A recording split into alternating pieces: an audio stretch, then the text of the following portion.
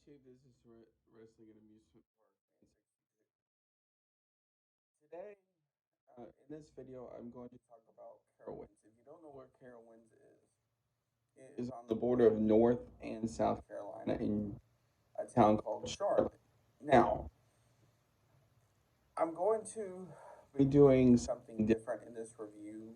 I will get to park stuff here in a second, but if you think it's one of those parks, something like Kings Island, where it's just like a one trick pony and you have to travel 20 minutes down the road to stay, uh, that's not entirely the case. Around Carowinds, there are several hotels in different price ranges.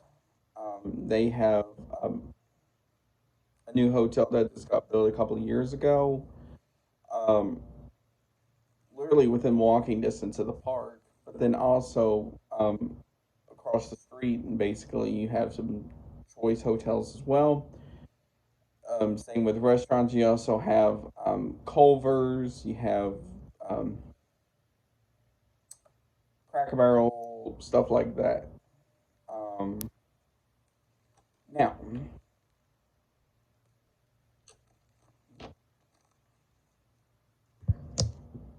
when you pull up to the toll plaza,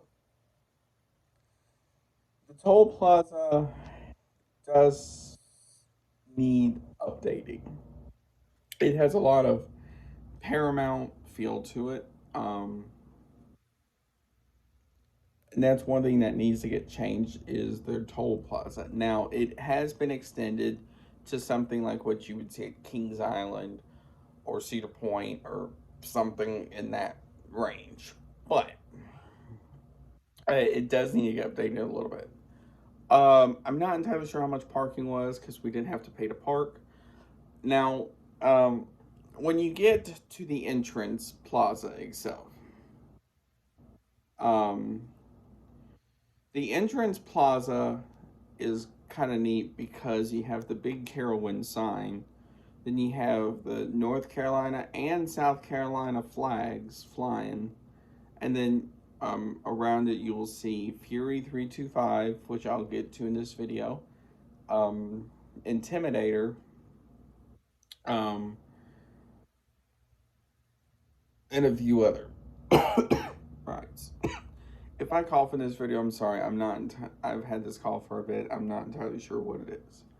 Now, um, now their ticket window is kind of neat because it has like 12 ticket windows. Now, I got a Cedar Fair pass, so you can actually get them right there as well. Um, and then once you do that, you go through security. Now, security, you just basically, as long as you don't go off, you can just go right through. Now, that is one thing that does bother me about Cedar Fair. They don't really check to make sure you're not bringing in outside food or drinks allowed, stuff like that. Now, once you get inside, you get overwhelmed with stuff because on on your left you will have a building to buy your fast pass, to buy some merchandise, stuff like that. In front of you, you're looking at a drink station. On your right, you also see a Cinnabon, a Starbucks, stuff like that.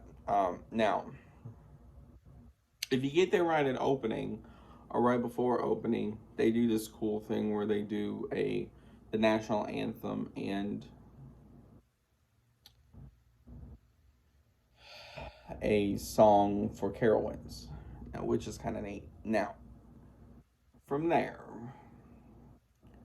this is where it gets interesting because depending on the day you go, the lines are going to vary. And for Fury 325 and Copperhead Strike, they're two good, big name coasters in the park besides Intimidator. You're going to need a locker.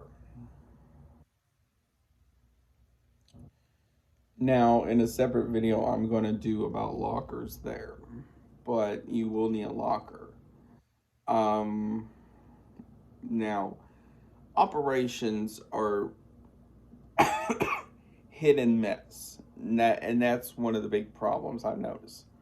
Some of the rides, they were flinging them out pretty good. Some of the rides, they were taking their sweet time. It depended on the ride and the day. So,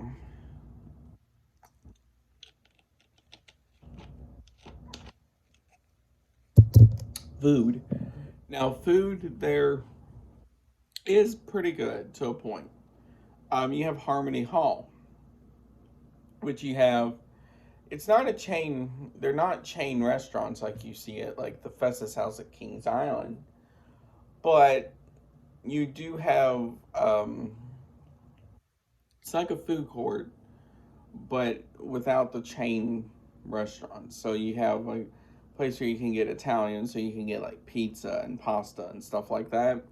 You have another one where you can actually get grilled cheese, and one with grilled cheese with pulled pork. You have another one where you can get like hot dogs, hamburgers, chicken tenders, stuff like that, and then a barbecue one. Um, and then they do ask you at the register if you want to buy a all season drink souvenir cup.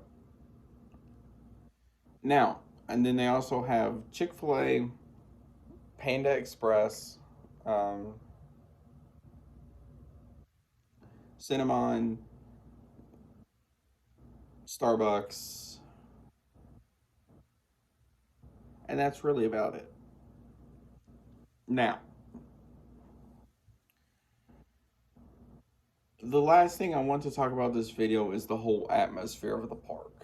Now, the whole atmosphere of the park is nice compared to other parks like Kings Island or something, because it's not, you don't really get the, like, they want you to buy this. Like, go buy a Coca Cola or something like that. It's just, it's one of those where it makes you go, okay.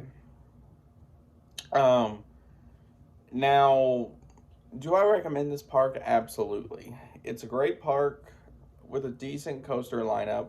Um, Outside, basically, of Fury, Copperhead, um, Intimidator, um, and Afterburn. Outside of those three to four, the fourth one can vary depending on what you like. Um, all the rest of their coasters are eh. Um, Carowin, Carolina Cyclone is good. It's just not my type of coaster. Hurler is okay. It is really rough though. Ricochet is your standard wild mouse coaster. Um,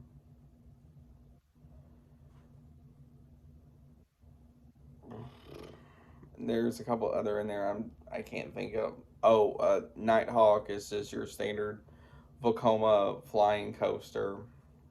So, also, please note this. They do have a Schwarzkopf Enterprise.